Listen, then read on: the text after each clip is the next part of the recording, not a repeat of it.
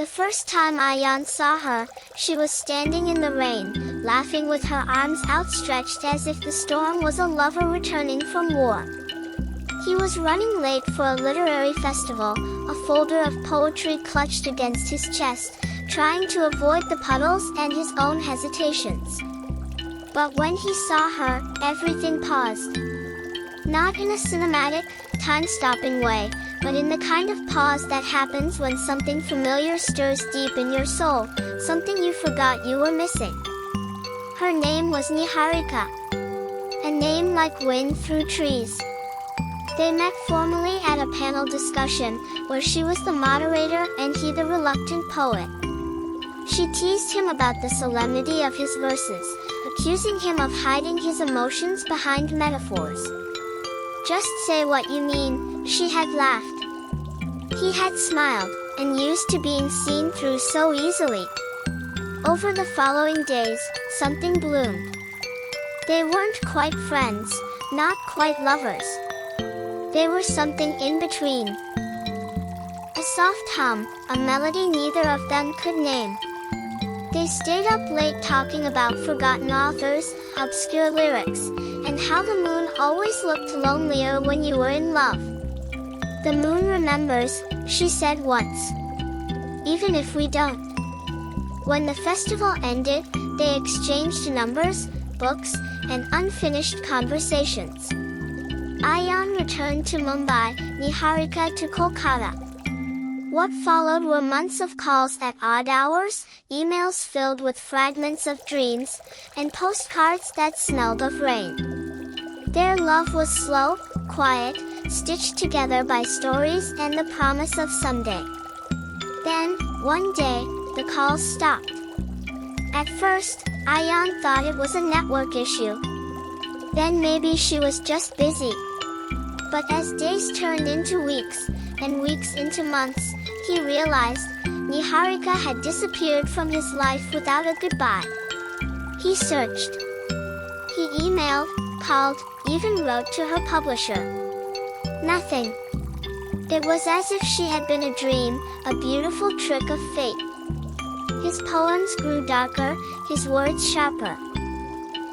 The moon still rose, but he no longer looked up. 2 years passed. One summer evening, while performing at a poetry cafe in Jaipur, he saw her again. Sitting at the back, half hidden in shadows, Niharika. She looked the same, only sadder.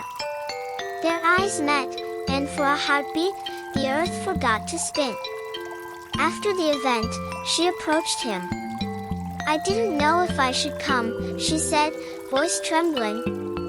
"You did," he replied. They walked silently to a nearby park, the kind that held on to the heat of the day even after sunset. She sat on a bench and looked up at the sky. "I had cancer," she said, simply. "I didn't want you to watch me fade. I didn't want to be a poem you had to rewrite with grief." Ayaan felt the air leave his lungs. He sat beside her, unsure of what to say. But she continued. "I'm okay now. At least, they say I am.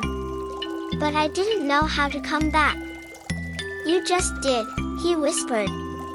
They sat there until the stars blinked awake. No declarations. No accusations. Just presence. And that, somehow, was enough. Over the next few months, they began again. Slower this time. Softer. They walked gardens, read poetry aloud, and cooked dinner in silence. She still had days when fear hung around her like a coat. He had nights when he worried she'd vanish again. But they talked. And in talking, they healed. One day, he took her to a hill just outside the city. They lay on a blanket, watching the moon rise. "It's still lonely," he said. She turned to him, eyes shimmering. "So are we. But at least we're lonely together." He reached into his pocket and pulled out a small notebook. Inside, were all the poems he had written during her absence. She read them quietly, tears falling without permission. On the last page, in his careful handwriting, was a single line. "Even when you vanished, the moon remembered you for me." That night, she kissed him like a vow. Not of forever, but of today. And that was enough. If this story touched your heart, don't forget to like, share, and subscribe to Whispers of Love. Crescent Moon Sparkles.